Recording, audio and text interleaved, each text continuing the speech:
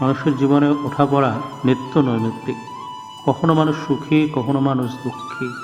কিন্তু যে মানুষকে ঘিরে নিয়েছে কুসংস্কারের অন্ধকার মোহজাল, সেই মানুষের মুক্তি কোথায়? ஒரு தல காதல தந்த இந்த தருதல மனசுக்குள் வந்த ஒரு தல காதல தந்த இந்த தருதல மனசுக்குள் வந்த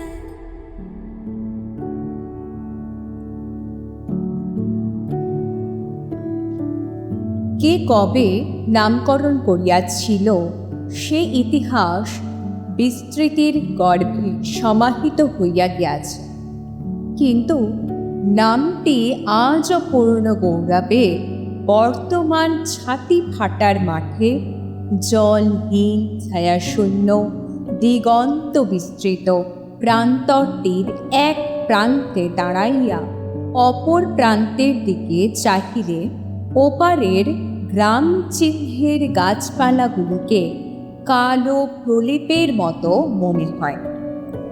সঙ্গে সঙ্গে মানুষের মন যেন কেমন উদাস হইয়া উঠে। এপার হইতে ওপার পর্যন্ত অতিক্রম করিতে গেলে তৃষ্ণায় ছাতি ফাটিয়া মানুষের মৃত্যু হওয়া মোটেই অসম্ভব নয়, বিশেষ করিয়া গ্রীষ্মকালে। তখন যেন ছাতি ফাটার মাঠ নাম গৌরবে মহামারীর সমকক্ষতা লাভ করিবার জন্য লালায়িত হইয়া উঠে।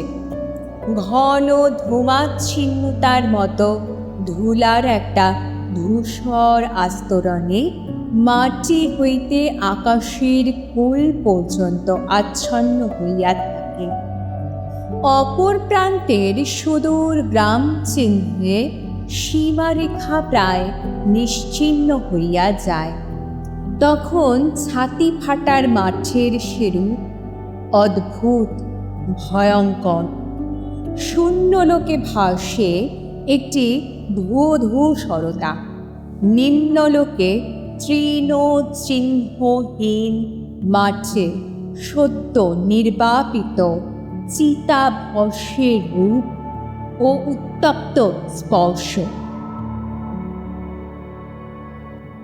ফ্যাকাশে রঙের নরম ধুলার রাশি প্রায় 1 হাত পুরু হইয়া জমিয়া থাকে। গাছের মধ্যে এত বড় প্রস্তর, এখানে ওখানে কতগুলি খৈরি ও শেয়া ফুল জাতীয় কণ্টকগুল্ম। কোনো বড় গাছ নাই, বড় গাছ এখানে জন্মায় না।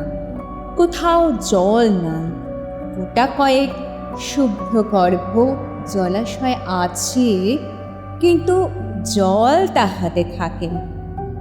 মাঝখানের চারিদিকেই ছোট ছোট পল্লী, সবই নিরক্ষর চাষিদের গ্রাম।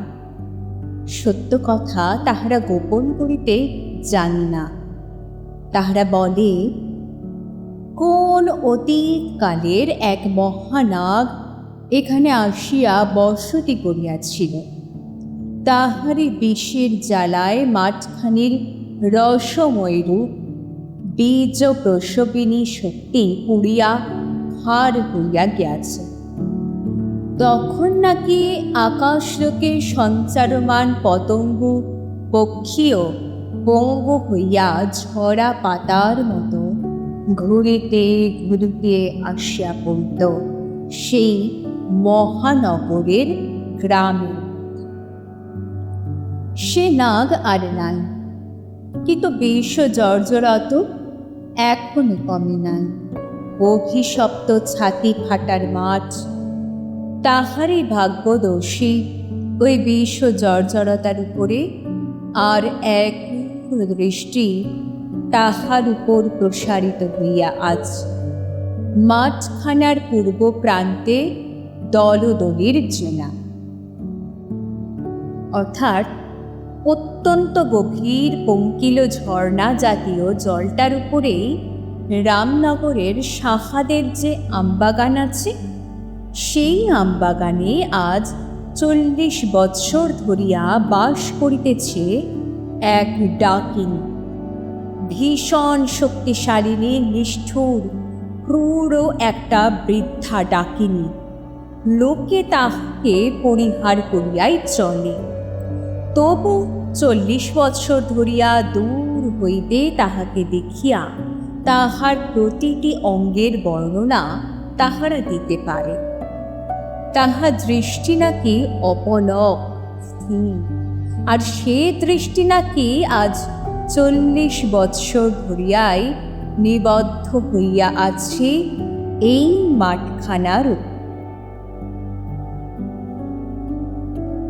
দলদলের উপরেই আমবাগানের ছায়ার মধ্যে নিঃসঙ্গ একটি মেটে ঘর। ঘরখানার মুখ ওই ছাতি ফাটার মাঠের দিকে। দুয়ারের সম্মুখেই লম্বা একখানি খড়ে ছাওয়া বারান্দা। সেই বারান্দায় স্তব্ধ হইয়া বসিয়া নিমেষহীন দৃষ্টিতে বৃদ্ধা চাহিয়া থাকে ওই ছাতি ফাটার মাঠের দিকে। তাহার কাজের মধ্যে সে আপন ঘরদুয়ারটি পরিষ্কার করিয়া গোবর মাটি দিয়া নিকাইয়া লয়। তাহার পর বাহির হয় ভিক্ষা। 2-3টা বাড়িতে গিয়া দাঁড়াইলেই তাহার কাজ হইয়া যায়। লোকে ভয়ে ভয়ে ভিক্ষা বেশি পরিমাণেই দিয়া থাকে। সেরখানেক চাল হইলেই সে আর ভিক্ষা করেন, বাড়ি ফিরিয়া আসে। ফিরিবার পথে অর্ধেক চাল বিক্রি করিয়া দোকান হইতে একটু নুন, একটু সরিষার তেল আর খানিকটা কেরোসিন তেল কিনিয়া আনি। বাড়ি ফিরিবা আবার একবার বাহির হয় শুকনো গোবর ও 2-4টি শুকনো ডালপালার সন্ধানে। ইহার পর সমস্তটা দিন সে দাওয়ার উপর নিস্তব্ধ হইয়া বসিয়া থাকে। এমনি করিয়া 40 বৎসর সে একই ধারায় ওই মাছের দিকে চাহিয়া বসিয়া আছে। বৃদ্ধার বাড়ি এখানে নয়, কোথায় যে বাড়ি সে কথাও কেহ সঠিক জানে না। তবে এ কথা নাকি নিঃসন্দেহে যে 3-4খানা গ্রাম একরূপ ধ্বংস করিয়া অবশেষে একদা আকাশপথে একটা গাছকে চালাইয়া লইয়া যাইতে যাইতে এই ছাতি ফাটার মাঠে নির্জন রূপে মুগ্ধ হইয়া নামিয়া আসিয়া এইখানে ঘর বাঁধিয়াছে। নির্জনতা উহারা ভালোবাসে, মানুষের সাক্ষাৎ উহারা চায় না। মানুষ দেখলেই যে তাহার অনিষ্ট স্পৃহা জাগিয়া উঠে, ওই সর্বনাশী লোলুপ শক্তিটা সাপের মতো লকলকে জীব বাহির করিয়া হনা তুলিয়া নাচিয়া উঠে। না হইলেও সে তো মানুষ। আপনার দৃষ্টি দেখিয়া সে আপনি শিহরিয়া উঠে। বহুকালের পুরানো একখানি আয়না। সেই আয়নায় আপনার চোখের প্রতিবিম্ব দেখিয়া তাহার নিজেরই ভয়। ক্ষুদ্রায়তন চোখের মধ্যে পিঙ্গল 2টি তারা, দৃষ্টিতে ছুরির মতো একটা ঝকঝকে ভার, জরাকুঞ্চিত মুখ, শনের মতো সাদা চুল, দন্তহীন মুখ। আপন প্রতিবিম্ব দেখিতে দেখিতে ঠোঁট 2টি তাহার থর করিয়া কাঁপিয়া উঠিল। সে আয়নাখানি নামাইয়া রাখিয়া দিল। আয়নাখানার চারিদিকে কাঠের ঘেরটা একেবারে কালো হইয়া গেছে, অথচ মৃত অবস্থায় কি সুন্দর লালচে রং, আর কি পানিশিনী ছিল। আর আয়নার কাঁচখানা ছিল রোদ চকচকে পুকুরের জলের মতো। কাঁচখানার ভিতর একখানা মুখ কি পরিষ্কারই না দেখা যাইত। ছোট কপালখানিকে ঘিরিয়া এক রাশ চুল, ঘন কালো নয়, একটু লালচে আভা ছিল চুলে। কপালের নিচে ছিল টিকল না। চোখ দুটি ছোটই ছিল, চোখের তারা দুটি খয়রা রঙেরই ছিল। লোকেও সে চোখ দেখিয়া ভয় করিত, কিন্তু তাহার বড় ভালো লাগত। ছোট চোখ দুটো আরও একটু ছোট করিয়া তাকাইলে মনে হইত আকাশের কোল পর্যন্ত এ চোখ দিয়া দেখা যায়। অকস্মাৎ সে শিহরিয়া উঠিল। সকরুণ দিয়া চেরা ছুরির মতো চোখে বিজলির মতো এই দৃষ্টিতে যাহাকে তাহার ভালো লাগে তাহার আর রক্ষা থাকে না। কোথা দিয়া যে কি হইয়া যায়, কেমন করিয়া যে কি হইয়া যায় সে বুঝিতে পারে না, তবে হইয়া যায়। প্রথম দিনের কথা তাহার মনে হইয়া যায়। বুড়া শিবতলার সম্মুখে দুর্গাসায়রের বাঁধা ঘাটের ভাঙার রানার উপর সে দাঁড়াইয়া, জলের তলে তাহার ছবি উল্টা দিকে মাথা করিয়া দাঁড়াইয়া জলের ঢেউয়ে আঁকিয়া বাঁকিয়া লম্বা হইয়া যাইতেছিল। জল স্থির হইলে লম্বা ছবিটি অবিকল তাহার মতো 10-11 বৎসরের মেয়েটি হইয়া তাহারি দিকে চাহিয়া হাসিতেছিল। হঠাৎ বামুন বাড়ির হারু সরকার আসিয়া তাহার চুলের মুঠি ধরিয়া টানিয়া শান বাঁধানো সিঁড়ির উপর তাহাকে আছাড় দিয়া ফেলিয়া দিয়াছিল। তাহার সে রূঢ় কণ্ঠস্বর সে এখনো শুনিতে পায়। হারামজাদি ডাইনি, তুমি আমার ছেলেকে নজর দিয়েছো। তোমার এত বড় বার, খুন করে ফেলবো হারামজাদিকে। হারু সরকারের সে ভয়ঙ্কর মূর্তি যেন স্পষ্ট চোখের উপর ভাসিতেছে। সে ভয়ে বিহ্বল হইয়া চিৎকার করিয়া কাঁদিয়াছিল। ওগো বাবু গো, তোমার দুটি পায়ে পড়ি গো। আম দিয়ে মুড়ি খেতে দেখে যদি তোর লোভী হয়েছিল, তবে সে কথা বললি না কেন হারামজাদি? হ্যাঁ, লোভ তো তাহার হইয়াছিল, সত্যই হইয়াছিল। মুখের ভিতরটা জলে ভরিয়া পরিপূর্ণ হইয়াছিল। হারামজাদি, আমার ছেলে যে পেট বেদনায় ছটফট করছে। সে আজও অবাক হইয়া যায়। কেমন করিয়া এমন হইয়াছিল, কেমন করিয়া এমন হয়। কিন্তু এ যে সত্য তাহাতে তো সন্দেহ নাই। তাহার স্পষ্ট মনে পড়িয়াছে সে হারু সরকারের বাড়ি গিয়া অঝোর ঝড়ে কাঁদিয়াছিল, আর বারবার মনে মনে বলিয়াছিল, হে ঠাকুর, ভালো করে দাও, ওকে ভালো করে দাও। কতবার সে মনে মনে বলিয়াছিল। দৃষ্টি আমার ফিরাইয়া লইতেছি, এই লইলাম। আশ্চর্যের কথা, কিছুক্ষণ পরে বার তুই বমি করিয়া ছেলেটি সুস্থ হইয়া ঘুমাইয়া পড়িয়াছিল।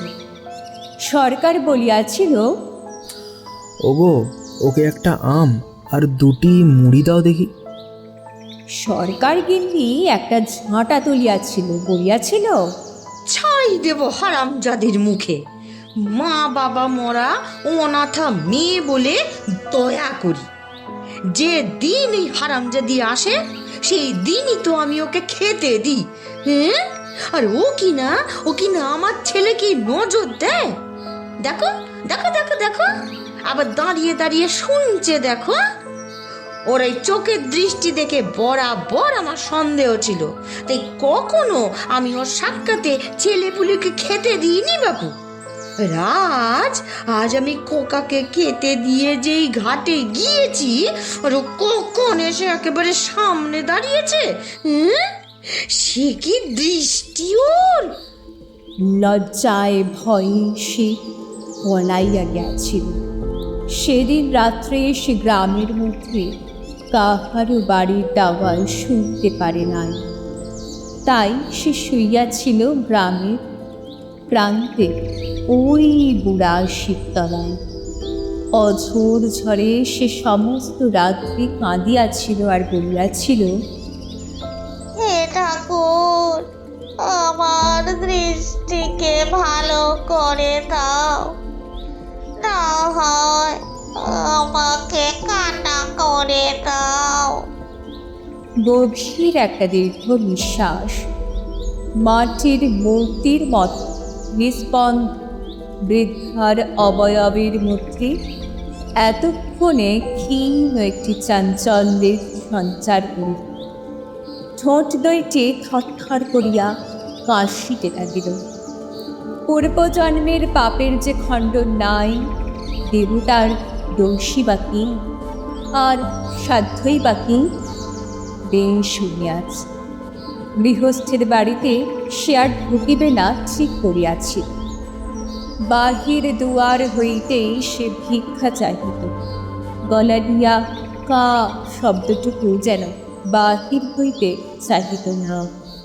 কোনো মতে বহু কষ্টে বলত, দুটি ভিক্ষে ভাই মা, হরি বল। কে রে? ও তুই বুঝি? খবরদার ঘরে ঢুকবি নে, খবরদার। না মা, ঘরে ঢুকবো না মা। কিন্তু পরক্ষণেই মনের মধ্যে কি যেন একটা কিলবিল করিয়া উঠিত। এখনো উঠে। কি সুন্দর মাছ ভাজার গন্ধ! আহা হা, বেশ খুব বড় পাকা মাছের খানা বোধহয়। এই এই হারামজাদি বেহায়া, উঁকি মারছে দেখো, সাপের মতো। ছি ছি ছি, সত্যিই তো সে উঁকি মারিতেছে।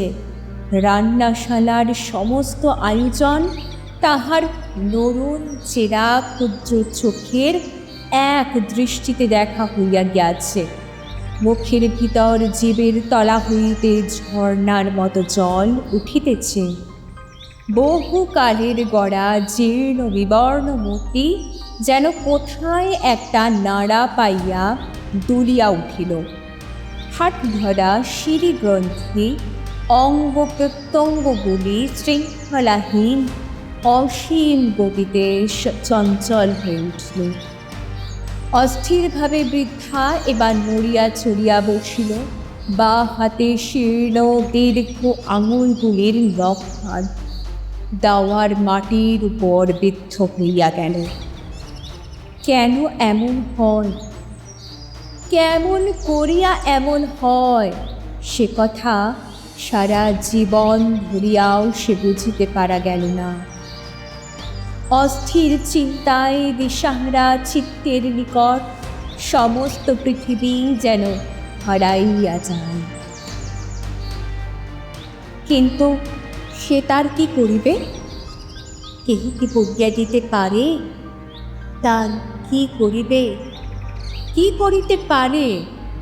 রোহিত পশু যেমন মরিয়া হইয়া অকস্মাৎ গর্জন করিয়া উঠে, ঠিক তেমনি শব্দ করিয়া অকস্মাৎ বৃদ্ধা মাথা নাড়িয়া শনের মতো চুলগুলাকে বিশৃঙ্খল করিয়া তুলিয়া খাঁড়া সোজা হইয়া বসে হুকলা মাড়ির উপর মাড়ি চাপিয়া ছাতি ফাটার মাটির দিকে নরুণ চেরা চোখে চিরের মতো দৃষ্টি নিয়া হাঁপাই গেল। ছাতি ফাটার মাঠটা যেন ধোঁয়ায় ভরিয়া হইয়া গিয়াছে। চৈত্র মাস, বেলা প্রথম প্রহর শেষ হইয়া গিয়াছে। মাঠ ভরা ধোঁয়ার মধ্যে ঝিকিমিকি ছেলেমিলির মতো কি যেন একটা ছুটি আচরিয়াছে। একটা ফুকার যদি সে দেয়, তবে মাঠের ধুলার রাশি উড়িয়া আকাশময় হইয়া যাইবে। ওই ধোঁয়ার মধ্যে জমাট সাদার মতো ওটা কি মুড়িতেছে যেন মানুষ। হ্যাঁ, মানুষই তো। মনের ভিতরটা তাহার কেমন করিয়া উঠে। খোদিয়া ধুলা উড়াইয়া দিবে মানুষটাকে উড়াইয়া। হি হি হি করিয়া পাগলের মতো হাসিয়া একটা অবোধ নিষ্ঠুর কৌতুক তাহার মনে জাগিয়া উঠিতেছিল। দুই হাতের মুঠি প্রাণপণ শক্তিতে শক্ত করিয়া সে আপনার উচ্ছল মনকে শৃঙ্খলাবদ্ধ করিবার চেষ্টা করিল। ছাতি ফাটার মাঠে মানুষটা ধুলার গরমে শ্বাসরোধী ঘনত্বে মরিয়া যায়। না, ওদিকে আর সে চাহিবেই। তাহার যে বরং উঠানটায় আর একবার ঝাঁট বুলাইয়া ছড়াইয়া পড়া পাতা ও কাঠকুটাগুলাকে সাজাইয়া রাখলে কেমন হয়। বসিয়া বসিয়াই সে ভাঙিয়া পড়া দেহখানাকে টানিয়া উঠানে ঝাঁটা বুলাইতে শুরু করে। জড়ো করা পাতাগুলা খড়খড় করিয়া অকস্মাৎ সর্পিল ভঙ্গিতে ঘুরপাক খাইয়া পুড়িতে আরম্ভ করিল। ঝাঁটার মুখে টানিয়া আনা ধুলার রাশি তাহার সহিত মিশিয়া বুড়িকেই যেন জড়াইয়া ধরিতেছিল। মুখে চোখে ধুলা মাখাইয়া তাহাকে বিব্রত করিয়া তুলিল। দ্রুত আবর্তিত পাতাগুলা তাহাকে যেন সর্বাঙ্গে প্রহার করিতেছে। জরাগ্রস্ত রোমহীন আহত মার্জারির মতো ক্ষুব্ধ মুখভঙ্গি করিয়া বদ্রী আপনার হাতের ঝাঁটা গাছটা আস্ফলন করিয়া বলিয়া উঠিল, বেরো বেরো বেরো, দূর হ। বারবার সে ঝাঁটা দিয়া বাতাসের ওই আবর্তটাকে আঘাত করতে চেষ্টা করিল। আবর্তটা মাঠের উপর দিয়া ঘুরপাক দিতে দিতে ছুটিয়া গেল। মাঠের ধুলা হো হো করিয়া উড়িয়া ধুলার একটা ঘুরন্ত স্তম্ভ হইয়া উঠিতেছে। শুধু কি একটা? এখানে ওখানে ছোট বড় কত ঘুরপাক উঠিয়া পড়িয়াছে। মাঠটা যেন নাচিতেছে, একটা যেন হাজারটা হইয়া উঠিতেছে। একটা অদ্ভুত আনন্দে বৃদ্ধার মন শিশুর মতো অধীর হইয়া উঠিল। সহসা সোজা দেহে উঠিয়া দাঁড়াইয়া ঝাঁটা শুদ্ধ হাতটা প্রসারিত করিয়া সাধ্যমতো গতিতে ঘুরিতে আরম্ভ করিল। কিছুক্ষণের মধ্যেই সে টলিতে টলিতে বসিয়া পড়িল। পৃথিবীর এক মাথা উঁচু করিয়া তাহাকে যেন গড়াইয়া কোন অতরের দিকে ফিরিয়া দিতে চাহিতেছে। উঠিয়া দাঁড়াইবার শক্তিও হারছিল।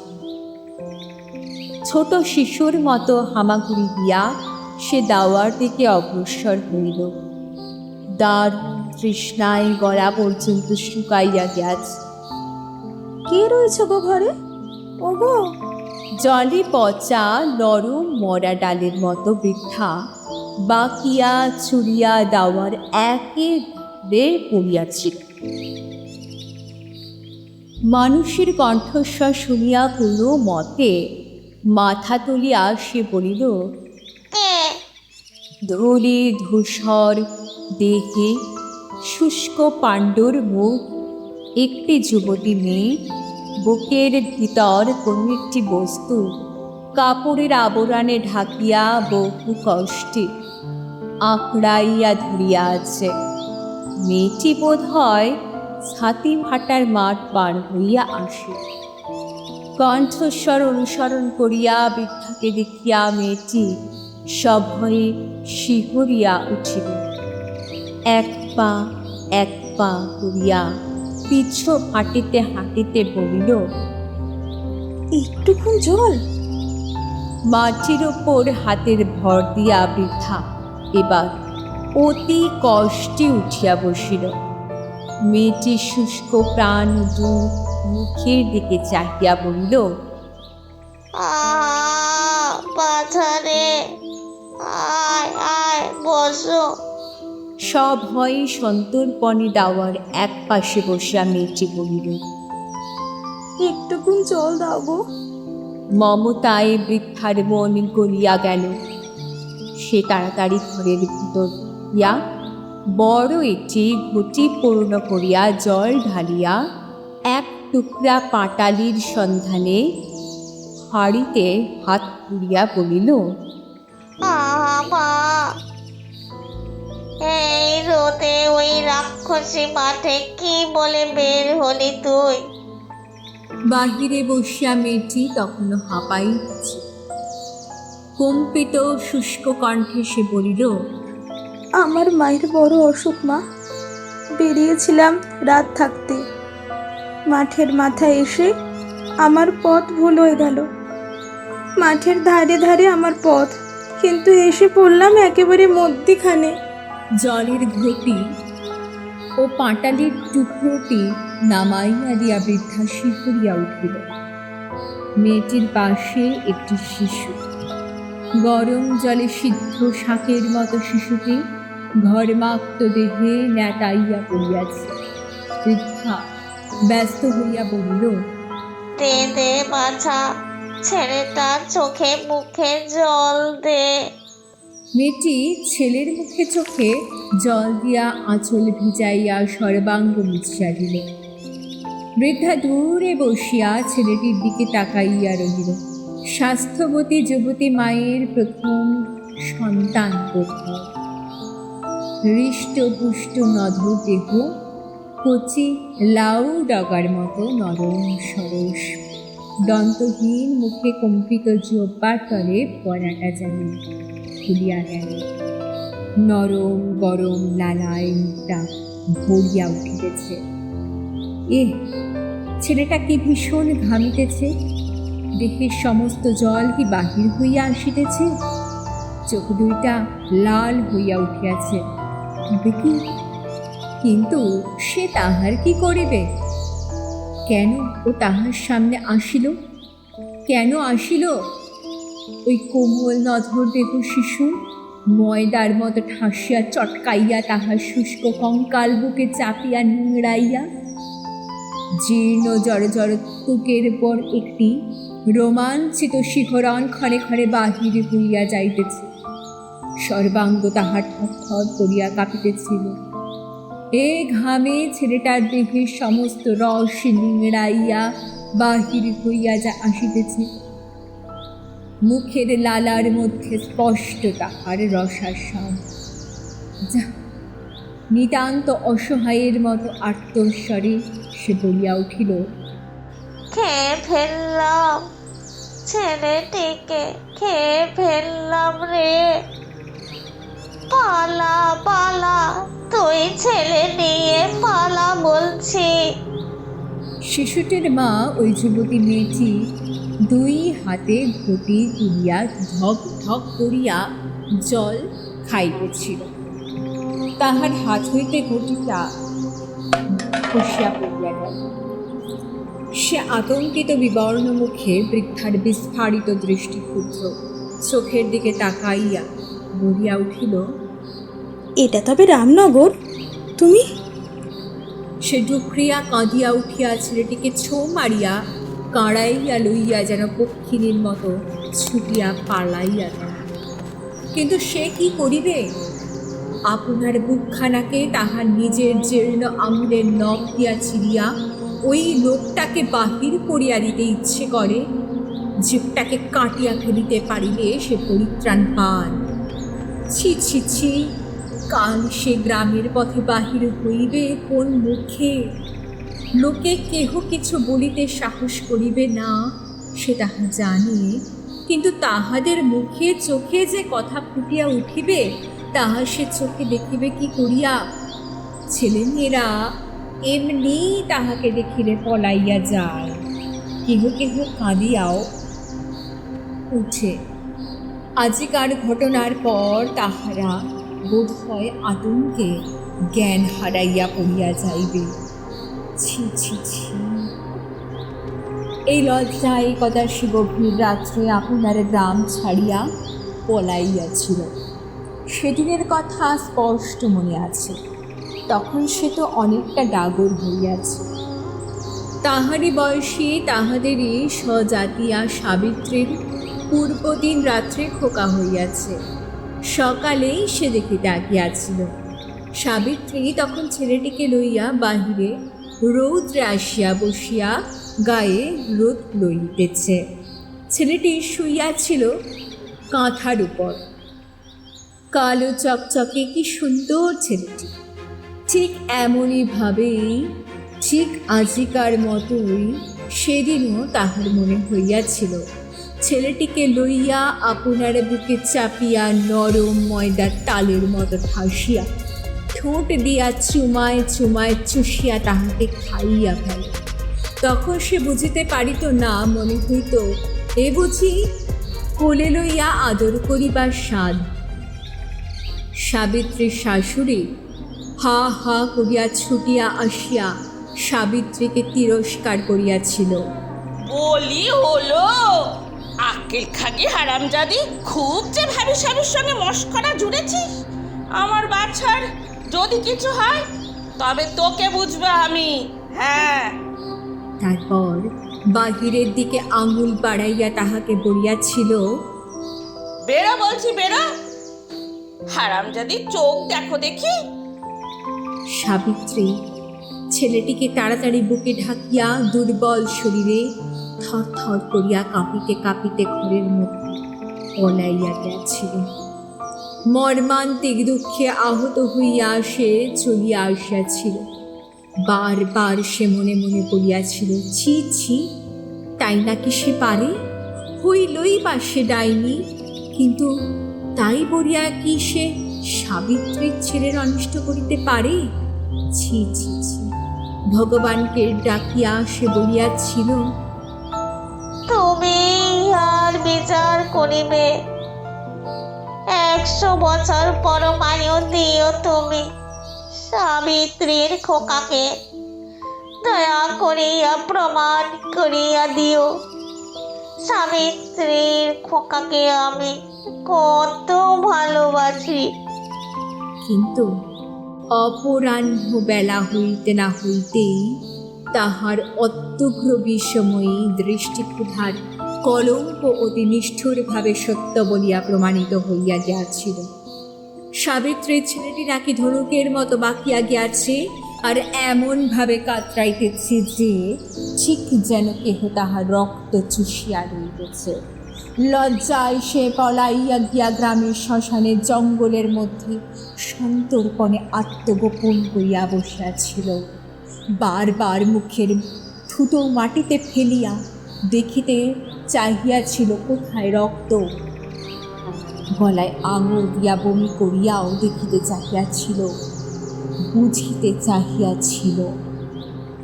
প্রথমবার 2-1 বুঝিতে পারে নাই, কিন্তু তাহার পরও কুটি কুটি রক্তের ছিটা, শেষটায় একেবারে খানিকটা তাজা রক্ত উঠিয়া আসিয়াছিল। সেই দিন সে নিঃসন্দেহে বুঝিতে পারিয়াছে আপনার অপার নিষ্ঠুর শক্তির কথা। গভীর রাত্রে, সেদিন বোধ হয় চতুর্দশী ছিল, যা চতুর্দশী ভো বাকুলের তারাদেবী তলায় পূজার ঢাক বাজিতেছিল। জাগ্রত মা তারাদেবী। পূর্ণিমার আগের প্রতি চতুর্দশীতে মায়ের পূজা হয়, বলিদান হয়, কিন্তু মা তারাও তাহাকে দয়া করেন না। কতবার সে মানত করিয়াছে, মা, আমাকে ডাইনি হইতে মানুষ করিয়া দাও, আমি তোমাকে বুক চিরিয়া রক্ত দেব। কিন্তু মা মুখ তুলিয়া চায়। একটা দীর্ঘ নিঃশ্বাস ফেলিয়া বৃদ্ধার মন দুঃখে হতাশায় উদাস হইয়া গেল। মনের সকল কথা ছিন্ন সূত্র ঘুড়ির মতো শিথিলভাবে দোল খাইতে খাইতে ভাসিয়া কোন নিরুদ্দেশ লোকে হারাইয়া যাইতেছে। ক্ষুদ্র ক্ষুদ্র চোখের পিঙ্গল তারা, অর্থহীন দৃষ্টি জাগিয়া উঠিল। সে সেই দৃষ্টি মেলিয়া ছাতি ফাটার মাঠের দিকে চাহিয়া বসিয়া রহিল।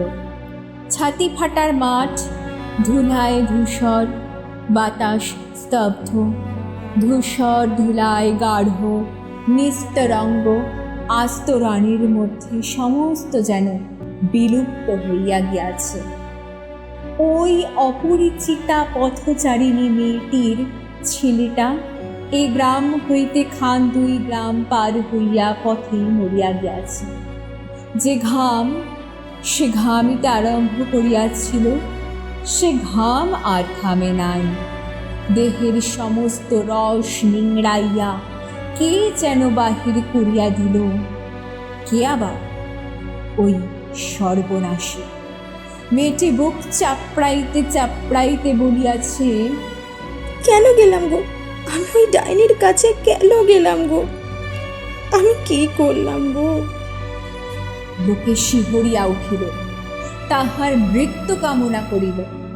একবার জন কয়েক জোয়ান ছেলে তাহাকে শাস্তি দিবার জন্য ঝর্ণাটার কাছে আসিয়াও জুটিল। বৃদ্ধা ডাইনি ক্রোধে সাপেনের মতো খুশিয়া উঠিল।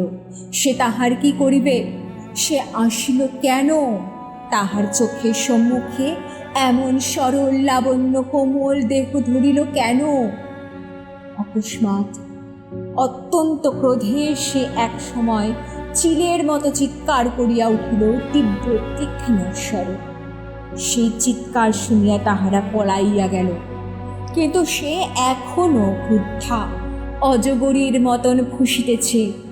তাহার অন্তরের বিষ সে যেন উদ্গার করিতেছে, আবার নিজেই গিরিতেছে। কখনো তাহার হি হি করিয়া হাসিতে ইচ্ছে হইতেছে, কখনো বা ক্রুদ্ধ হয়ে চিৎকারে ওই ছাতি ফাটার মাঠটা কাঁপাইয়া তুলিবার ইচ্ছা জাগিয়া উঠিতেছে। কখনো বা ইচ্ছা হইতেছে বুক চাপড়াইয়া মাথার চুল ছিঁড়িয়া পৃথিবী ফাটাইয়া হা হা করিয়া সে কাঁদে। ক্ষুধাবোধ আজ বিলুপ্ত হইয়া গিয়াছে, রান্না বান্নারও আজ দরকার নাই।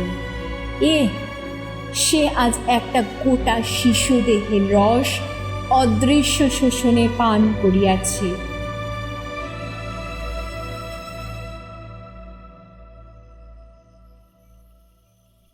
ঝিরঝির করিয়া বাতাস বহিতেছিল। শুক্লা নবমীর চাঁদের জ্যোৎস্নায় ছাতি ফাটার মাঠ একখানা সাদা ফরাসের মতো পড়িয়া আছে। কোথায় একটা পাখি অশ্রান্তভাবে ডাকিয়া চলিয়াছে। চুপ গেল। আম গাছগুলির মধ্যে ঝিঝি পোকা ডাকিতেছে। ঘরের পিছনের ঝর্ণার ধারে 2টি লোক যেন মৃদু গুঞ্জনে কথা কহিতেছে। আবার সেই ছেলেগুলো তাহার কোনো অনিষ্ট করিতে আসে নাই তো? অতি সন্তর্পিত মৃদু পদক্ষেপে বৃদ্ধা ঘরের কোণে আসিয়া উঁকি মারিয়া দেখিল, না, তাহারা নয়। এই বাউরিদের সেই স্বামী পরিত্যক্ত উচ্ছলা মেয়েটা আর তাহারই প্রণয়মুগ্ধ বাউরি ছেলেটা। মেয়েটি বলিতেছে, না, কে আবার আসবে এক্ষুনি? আমি ঘর যাব। হে, এখানে আসছেন ওকে? দিনেই কেউ আসে না, তা রাতে। তা হোক, তোর বাবা যখন আমার সাথে তোর সাঙ্গা দেবে না, তখন তোর সাথে এখানে কেন থাকবো আমি? ছি ছি ছি, কি লজ্জা গো! কোথায় যাইবে সে? যদি তাই গোপনে 2 জনে দেখা করিতে আসিয়াছে, তবে মুড়িতে ওখানে কেন? তাহার এই বাড়িতে আসিল না কেন? তাহার মতো বৃদ্ধাকে আবার লজ্জা কি? কি বলিতেছে ছেলেটা?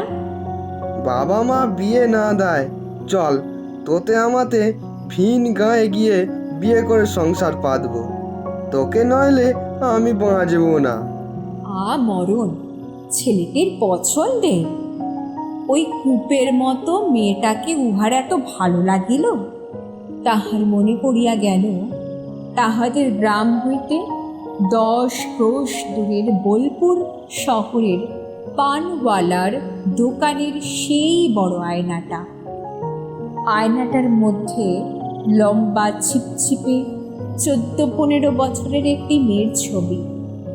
এক মাথা রুক্ষ চুল, ছোট কপাল, টিকালো নাক, পাতলা ঠোঁট, চোখ দুটি ছোট, তারা দুটি খয়রা রঙের, কিন্তু সে চোখের বাহার ছিল বইকি। আয়নার দিকে তাকাইয়া সে নিজের ছবিই দেখিতেছিল। তখন আয়না তো তাহার ছিল না। আয়নাতে আপনার ছবি সে কখনো কোনো দিনও দেখে নাই। রে তুই আবার কে রে? কোথা থেকে এলি? লম্বা চওড়া এক জোয়ান পুরুষ তাহাকে প্রশ্ন করিয়াছিল। আগের দিন সন্ধ্যায় সে সবে বোলপুর আসিয়াছে। সাবিত্রী ছেলেটাকে খাইয়া ফেলিয়া সেই চতুর্দশীর রাত্রেই গ্রাম ছাড়িয়া বোলপুরে আসিয়া আশ্রয় লইয়াছিল। লোকটাকে দেখিয়া তাহার খারাপ লাগে নাই, কিন্তু তাহার কথার ঢংটি বড় খারাপ লাগিয়াছিল। সে নিষ্পলক দৃষ্টিতে তাহার দিকে চাহিয়া বলিয়াছিল, কেনে হেতা থেকে আসি না কেনে, তোমার কি? আমার কি? এক কিলে তোকে মাটির ভেতর বসিয়ে দেব, দেখছিস কিল? ক্রুদ্ধ হইয়া দাঁতে দাঁত চাপিয়া সে ওই লোকটির দেহের রক্ত শোষণ করিবার কামনা করিয়াছিল।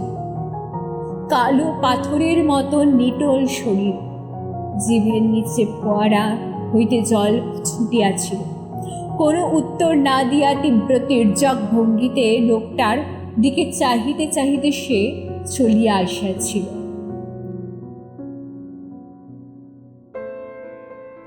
সেদিন সূর্য উঠিবার সঙ্গে সঙ্গেই পূর্ব দিকে চুনে হলুদে রঙের প্রকাণ্ড থালার মতন নিটোল গোল চাঁদ উঠিতেছিল। বোলপুরের একেবারে শেষে রেল লাইনের ধারে বড় পুকুরটার বাঁধা ঘাটে বসিয়া আঁচল হইতে মুড়ি খাইতে খাইতে সে ওই চাঁদের দিকে চাহিয়া বসিয়াছিল। চাঁদের আলো তখনও দুধ বরণ হইয়া উঠে নাই। ঘোলাটে আবছা আলো চারিদিক ঝাপসা দেখাইতেছিল। সহসা কে আসিয়া তাহার সম্মুখে দাঁড়াইতেই সে চমকিয়া উঠিল। সেই লোকটা। সে হি হি করিয়া হাসিয়া বলিয়াছিল, অজেও বেশ মনে আছে। হাসির সঙ্গে সঙ্গে তাহার গালে দুইটা টোল খাইয়াছিল। হাসিলে তাহার গালে টোল পড়িত। এই কথার জবাব না দিয়ে পালিয়ে এলি যে? সে বলিয়াছিল, এই দেখো, তুমি যাও বলছি, নইলে আমি চেঁচাবো। চেঁচাবি? দেখছিস পুকুরের পাঁক? টুটি টিপে তোকে পুঁতে দেব ওই পাঁকে। তাহার ভয় হইয়াছিল। সে ফ্যাল ফ্যাল করিয়া তাহার মুখের দিকে চাহিয়া বসিয়াছিল।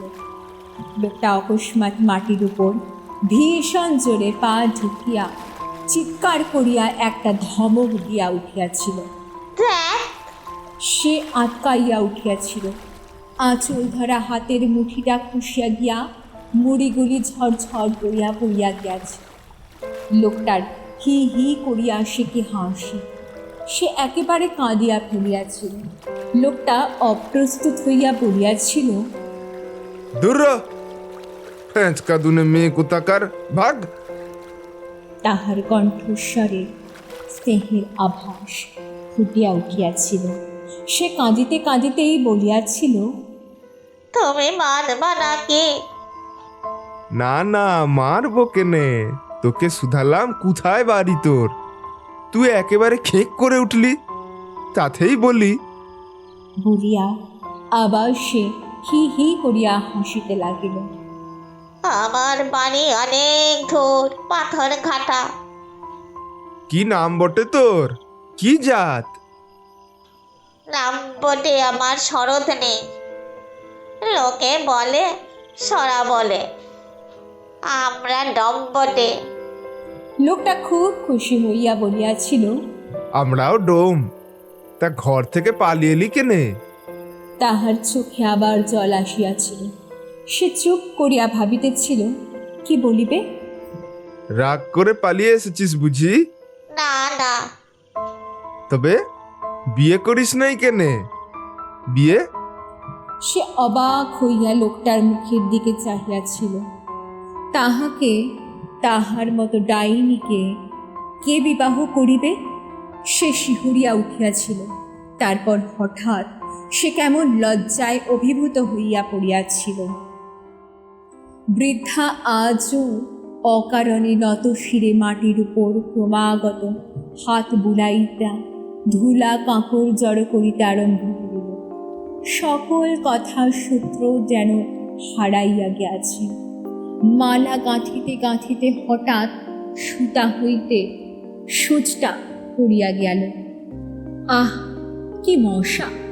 মৌমাছির চাক ভাঙিলে যেমন মাছিগুলা মানুষকে ছাঁকিয়া ধরে, তেমনি করিয়া সর্বাঙ্গে খুঁকিয়া ধরিয়াছে। কই, মেয়েটা আর ছেলেটার কথাবার্তা তো আর শোনা যায় না, চলিয়া গিয়াছে। সন্তর্পণে ঘরের দেওয়াল ধরিয়া ধরিয়া বৃদ্ধা আসিয়া দাওয়ার উপরে বসিল। কাল আবার উহারা নিশ্চয় আসিবে। তাহার ঘরের পাশাপাশি জায়গার মতো আর নিরিবিলি জায়গা কোথায়? এর চাকলার কেহ আসিতে সাহস করিবে না, তবে উহারা ঠিক আসিবে। ভালোবাসায় কি ভয় আছে? অকস্মাৎ তাহার মনটা কিলবিল করিয়া উঠিল। আচ্ছা, ওই ছোড়াটাকে সে খাইবে? শক্ত সমর্থ জোয়ান পুরুষ শরীর। সঙ্গে সঙ্গে শিহরিয়া উঠিয়া বারবার সে ঘাড় নাড়িয়া অস্বীকার করিয়া উঠিল। কয়েক মুহূর্ত পরে সে আপন মনে দুলিতে আরম্ভ করিল। তাহার পর উঠিয়া উঠানে ক্রমাগত ঘুরিয়া বেড়াইতে শুরু করিয়া দিল। সে বাট বহিতেছে। আজ যে সে একটি শিশুকে খাইয়া ফেলিয়াছে, আজ তো ঘুমাইবার তাহার উপায় নাই। ইচ্ছা হয় এই ছাতি ফাটার মাঠটা পার হইয়া অনেক দূর চলিয়া যায়। লোকে বলে সে গাছ চালাইতে জানে, জানলে কিন্তু ভালো হইত। গাছের উপর বসিয়া আকাশ মেঘ চিরিয়া হু হু করিয়া যেখানে ইচ্ছা চলিয়া যাইত। কিন্তু এই মেয়েটা আর ছেলেটার কথাগুলো শোনা হইত না। উহারা কি ঠিক কাল আবার আসিবে? হি হি হি, ঠিক আসিয়াছে। ছোড়াটা চুপ করিয়া বসিয়া আছে, ঘন ঘন ঘাড় ফিরাইয়া পথের দিকে চাহিতেছে। আসিবে রে, আসিবে। তাহার নিজের কথাই তো মনে আছে বেশ। সারা দিন ঘুরিয়া ফিরিয়া সন্ধেবেলায় সেই জোয়ানটা ঠিক পুকুরের ঘাটে আসিয়াছিল। তাহার আগেই আসিয়া বসিয়াছিল।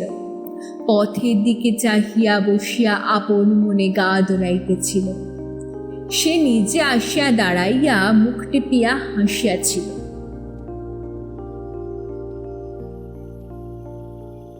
এসেছিস? আমি সেই কখন থেকে বসে আছি। বৃদ্ধা চমকিয়া উঠিল। ঠিক সেই কথা, সে তাহাকে এই কথাটাই বলিয়াছিল। ও, ওই ছোঁড়াটাও ঠিক সেই কথাটাই বলিতেছে। মেয়েটি সম্মুখে দাঁড়াইয়া আছে, নিশ্চয় সে মুখ টিপিয়া হাসিতেছিল। সেদিন সে একটি ঠোঙাতে করিয়া খাবার আনিয়াছিল। তাহার সম্মুখে বাড়াইয়া ধরিয়া বলিয়াছিল, কাল তোর মুড়ি পড়ে গিয়েছিল, লে। সে কিন্তু হাত বাড়াইতে পারে নাই। তাহার বুকের দুর্দান্ত লোভ, সাপের মতো তাহার ডাইনি মনটা বেদের বাঁশি শুনিয়া যেন কেবলই দুলিয়া দুলিয়া নাচিয়াছিল, ছোবল মারিতে ভুলিয়া গিয়াছিল। তারপর সে কি করিয়াছিল মনে আছে? সে কি আর ইহারা জানে? পারে? ও মাগো, ঠিক তাই। এই ছেলেটাও যে মেয়েটার মুখে নিজে হাতে কি তুলিয়া দিতেছে। বুড়ি দুই হাতে মাটির উপর মৃদু করাঘাত করিয়া নিঃশব্দ হাসি হাসিয়া যেন ভাঙিয়া পড়িল। কিন্তু নিতান্ত আকস্মিকভাবেই হাসি তাহার থামিয়া গেল। সহসা একটা দীর্ঘ নিঃশ্বাস ফেলিয়া সে শুদ্ধভাবে গাছে হেলান দিয়া বসিল। তাহার মনে পড়িল ইহার পরই সে তাহাকে বলিয়াছিল, আমাকে বিয়ে করবি সরা? সে কেমন হইয়া গিয়াছে, কিছু বলিতে পারে নাই, কিছু ভাবিতেও পারে নাই। শুধু কানের পাশ দুইটা গরম হইয়া উঠিয়াছিল, হাত পা ঘামিয়া টস টস করিয়া জল ঝরিয়াছিল। সে বলিয়াছিল, এই দেখ, আমি কলে কাজ করি, রোজগার করি অনেক, তা যাতে পতিত বলে আমাকে বিয়ে দেয় না কেউ। তুই আমাকে বিয়ে করবি? ঝর্ণার ধারে প্রণয়ী যুবকটি বলিল, এই গাঁয়ে সবাই হা হা করবে, আমার জাতিগোষ্ঠীতেও করবে, তোর জাতিগোষ্ঠীতেও করবে। তার চেয়ে চল আমরা পালিয়ে যাই, সেইখানে দুজনের সাপ্তা করে বেশ থাকবো। মৃদু স্বরে কথা, কিন্তু এই নিস্তব্ধ স্থানটির মধ্যে কথাগুলি যেন স্পষ্ট হইয়া ভাসিয়া আসিতেছে। বুড়ি একটা দীর্ঘ নিঃশ্বাস ফেলিল। তাহারও পৃথিবীর লোকের সঙ্গে সম্বন্ধ ছাড়িয়া বিবাহ করিয়া সংসার পাতিয়াছিল। মারোয়ারি বাবুর কলের ধারেই একখানা ছোট ঘর তৈয়ার করিয়া তাহারা বাসা বাঁধিয়াছিল। বয়লা নাকি বলে না, সেই প্রকাণ্ড পিপের মতো কলটা, সেই কোনোটায় সে কয়লা ঠেলিত। তাহার মজুরি ছিল সকলের চেয়ে বেশি। ঝর্ণার ধারে অভিসারিকা মেয়েটির কথা ভাসিয়া আসিল। হবে না, আগে আমার রূপোর চুড়ি আর আমার খুঁটে 10টি টাকা বেঁধে দিত, তবে আমি যাব, লইলে বিদেশে পয়সার অভাবে খেতে পাবো না, তা হবে না। ছি ছি ছি, মেয়েটার মুখে ঝাঁটা মারিতে হয়। এত বড় একটা জোয়ান মরদ যাহার আঁচল ধরিয়া থাকে, তাহার নাকি খাওয়া পড়ার অভাব হয় কোনো দিন? মরণ তোমার! রূপার চুড়ি কি একদিন সোনার শাঁখা বাঁধানো উঠবে তোমার হাতে? ছি! ছেলেটি কথার কোনো জবাব দিল না। মেয়েটি আবার বলিল, কি রাগ করিস না জি, কি বলছিস বল, আমি আর দাঁড়াতে লাগবো না কিন্তু। ছেলেটি একটি দীর্ঘ নিঃশ্বাস ফেলিয়া বলিল, কি বলবো বল, টাকা থাকলে আমি তোকে দিতাম, রূপোর চুড়িও দিতাম, বলতে হতো না তোকে। মেয়েটা বেশ হেলিয়া দুলিয়া রঙ্গ করিয়াই বলিল, তবে আমি চললাম, আর যেন ডাকিস না। অল্প একটু দূর যাইতেই সাদা কাপড় পরা মেয়েটি কুটকুটে চাঁদনির মধ্যে যেন মিশিয়া গেল। ছেলেটা চুপ করিয়া ঝর্ণার ধারে বসিয়াছিল। আহ, ছেলেটার যেমন কপাল! শেষ পর্যন্ত ছেলেটা যে কি করিবে কে জানে। হয়তো বৈরাগী হইয়া চলিয়া যাইবে, নয়তো গলায় দড়ি দিয়াই বসিবে। বৃথা শিহরিয়া উঠিল। ইহার চেয়ে তাহার রূপার চুরি কয়েক গাছা দিলে হয় না? আর টাকা 10 টাকা সে দিতে পারবে না? মোটে তো তাহার 1 কুড়ি টাকা আছে, তাহার মধ্যে হইতে 2টা টাকা না হয় 5টা সে দিতে পারে, তাহাতে কি হইবে? মেয়েটা আর বোধ হয় আপত্তি করিবে না। আহ, জোয়ান বয়স, সুখের সময়, শখের সময়। আহা হা! ছেলেটিকে ডাকিয়া রূপার চুড়ি ও টাকা সে দিবে, আর উভয়ের সঙ্গে নাতি ঠাকুমার সম্বন্ধ পাতাইবে। গোটা কতক চোখা চোখা ঠাট্টা সে যা হয় করিবে। মাটিতে হাতের ভর দিয়া কুজির মতো সে ছেলেটির কাছে আসিয়া দাঁড়াল। ছেলেটা যেন ধ্যানে বসিয়াছে, লোকজন আসিলেও খেয়াল নাই। হাসিয়া সে ডাকিল, বলি ওহে লাগর সহ্য। দন্তহীন মুখের অস্পষ্ট কথার সাড়ায় ছেলেটি চমকিয়া মুখ ফিরাইয়া আতঙ্কে চিৎকার করিয়া উঠিল। পর মুহূর্তেই লাফ দিয়া উঠিয়া সে প্রাণ করে ছুটিতে আরম্ভ করিল।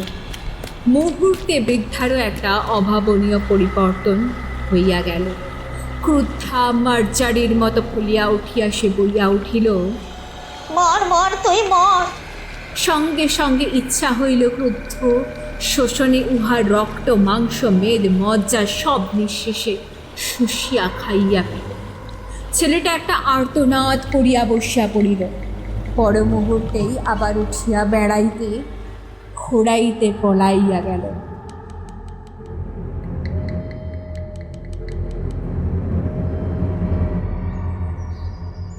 পরদিন দ্বীপ্রহরের পূর্বেই গ্রামখানা বিষয়ে শঙ্কায় স্তম্ভিত হইয়া গেল। সর্বনাশী ডাইনি বাউরিদের একটি ছেলেকে বান মারিয়াছে। ছেলেটা সন্ধ্যায় গিয়াছিল ওই ঝর্ণার ধারে। মানুষের দেহ রস লোলুপা রাক্ষসী গন্ধে আকৃষ্টা বাঘিনের মতো নিঃশব্দে পদসঞ্চারে আসিয়া সম্মুখে দাঁড়াইয়াছে। জানিতে পারিয়া ভয়ে ছেলেটি ছুটিয়া পলাইবার চেষ্টা করিয়াছিল, কিন্তু রাক্ষসী তাহাকে বান মারিয়া ফেলিয়া দিয়াছে। অতি তীক্ষ্ণ একখানা হাড়ের টুকরো সে মন্ত্রপুত করিয়া নিক্ষেপ করিতেই সেটা আসিয়া তাহার পায়ে গভীর হইয়া বসিয়া গিয়াছে। টানিয়া বাহির করিয়া ফেলিতেই সেটি রক্তপাত।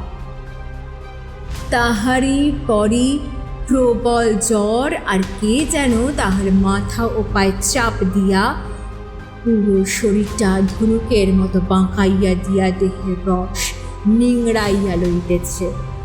কিন্তু সে তাহার কি করিবে? কেন সে পলাইতে গেল? পলাইয়া যাইবে? তাহার সম্মুখ হইতে পলাইয়া যাইবে? সেই তাহার মতো শক্তিমান পুরুষ যে আগুনের সঙ্গে যুদ্ধ করিত, শেষ পর্যন্ত তাহারই অবস্থা হইয়া গিয়াছিল মাংস শূন্য একখানি মাছের কাঁটার মতো। কে এক মুনির নাকি আসিয়াছে, বলিয়াছে এই ছেলেটাকে ভালো করিয়া দিবে। তিলে তিলে শুকাইয়া ফ্যাকাশে হইয়া সে মরিয়াছিল। রোগ, ঘুসঘুসে জ্বর, কাশি, তবে রক্তবমি করিয়াছিল কেন? সে স্তব্ধ দ্বীপ্রহরে উন্মত্ত অস্থিরতায় অধীর হইয়া বৃদ্ধা আপনার উঠানময় ঘুরিয়া বেড়াইতেছে। সম্মুখে ছাতি ফাটার মাঠ আগুনে পুড়িতেছে নিস্পন্দ শব্দের মতো। সমস্ত মাঠটার মধ্যে আজ আর কোথাও এতটুকু চঞ্চলতা নাই। বাতাস পর্যন্ত স্থির হইয়া আছে। যাহাকে সে প্রাণের চেয়েও ভালোবাসিত, কোনো দিন যাহার উপর এতটুকু রাগ করে নাই, সেও তাহার দৃষ্টিতে শুকাইয়া নিঃশেষে দেহে রক্ত তুলিয়া মরিয়া গিয়াছে। আর তাহার ক্রুদ্ধ দৃষ্টির আক্রোশ নিষ্ঠুর শোষণ হইতে বাঁচিবে ওই গুণিনটা? হি হি করিয়া অতি নিষ্ঠুরভাবে সে হাসিয়া উঠিল। কে ভীষণ হাঁপ ধরিতেছে তাহার, দম যেন বন্ধ হইয়া গেল। কি যন্ত্রণা! যন্ত্রণায় বুক ফাটাইয়া কাঁদিতে ইচ্ছে করিতেছে। ওই গুণিনটা বোধ হয় তাহাকে মন্ত্র প্রহারে জর্জর করিবার চেষ্টা করিতেছে। কর, তোর যথাসাধ্য তুই কর। এখন হইতে কিন্তু পলাইতে হইবে। তাহার মৃত্যুর পর বোলপুরের লোকে যখন উহার গোপন কথাটা জানিতে পারিয়াছিল, তখন কি দুর্দশাই না উহার করিয়াছিল। সে নিজেই কথাটা বলিয়া ফেলিয়াছিল। কলে সেই হাড়িদের শঙ্করীর সহিত তাহার ভাবছিল। তাহার কাছেই সে একদিন বোনের আক্ষেপে কথাটা বলিয়াছিল। তাহার পর ওই গ্রামের বাইরে এক ধারে লোকের সহিত সম্বন্ধ না রাখিয়া বাস করিতেছে। কত জায়গায় যে সে ফিরিল, আবার যে কোথায় যাইবে, ও কি অকস্মাৎ উত্তপ্ত দ্বীপ্রহরের তন্দ্রাতুর নিস্তব্ধতা ভঙ্গ করিয়া একটি উচ্চ কান্নার রোল চারিদিকে ছড়াইয়া পড়িল। বৃদ্ধা স্তব্ধ হইয়া শুনিয়া পাগলের মতো ঘরে ঢুকিয়া খিল আঁটিয়া দরজা বন্ধ করিয়া দিল। সন্ধ্যার মুখে সে একটি ছোট পুটুলি লইয়া ওই ছাতি ফাটার মাঠের মধ্যে নামিয়া পড়িল। পলাইবে, সে পলাইবে। একটা অস্বাভাবিক গাঢ় অন্ধকার ঘনাইয়া আসিতেছে, সমস্ত নিথর স্তব্ধ। তাহারই মধ্যে পায়ে পায়ে ধুলা উড়াইয়া বৃদ্ধা ডাইনি পলাইয়া যাইতেছিল। কতকটা দূর আসিয়া সে বসিল, চলিবার শক্তি যেন খুঁজিয়া পাইতেছে না। অকস্মাৎ আজ বহুকাল পরে তাহার নিজেরই শোষণে মৃত স্বামীর জন্য বুক ফাটাইয়া সে কাঁদিয়া উঠিল। ওগো, তুমি ফিরে এসো গো। তাহার নরুন দিয়া ছেঁড়া ছুরির মতো চোখের সম্মুখে আকাশের বায়ুকোণটা তাহার চোখের তারার মতোই ক্ষয়ের রঙের হইয়া উঠিয়াছে। কিছুক্ষণের মধ্যেই সমস্ত পায়ের ধুলার আস্তরণের মধ্যে বিলুপ্ত করিয়া দিয়া কাল বৈশাখী ঝড় নামিয়া আসিল। সেই ঝড়ের মধ্যে বৃদ্ধা কোথায় বিলুপ্ত হইয়া গেল? দুর্দান্ত ঘূর্ণিঝড়, সঙ্গে মাত্র 2-4 ফোঁটা বৃষ্টি।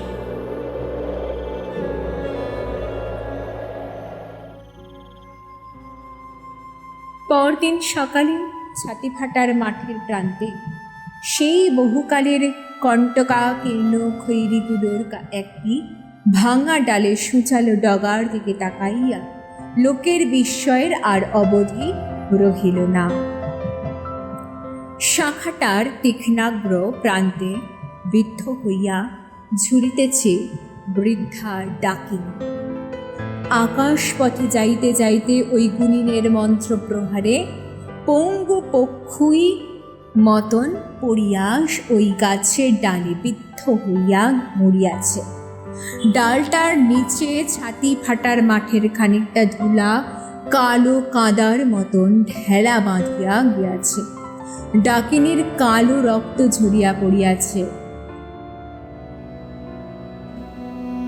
অতীতকালের মহানাগের বিশেষ সহিত ডাকিনীর রক্ত মিশিয়া ছাতি ফাটার মাঠ আজ আরো ভয়ঙ্কর হইয়া উঠিয়াছিল। চারিদিকের দিক চিহ্ন রেখার চিহ্ন নাই। মাটি হইতে আকাশ পর্যন্ত একটা ধূমাচ্ছন্ন ধূসরতা।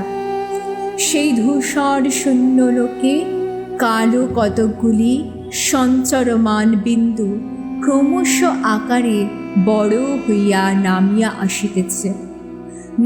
আসিতেছে শকুনের পাল। ডাইনি তো বটেই, কিন্তু ওই লোল চর্ম শরীর মৃত্যুর পর ওদের ক্ষুধা মিটাইতে উপযোগী।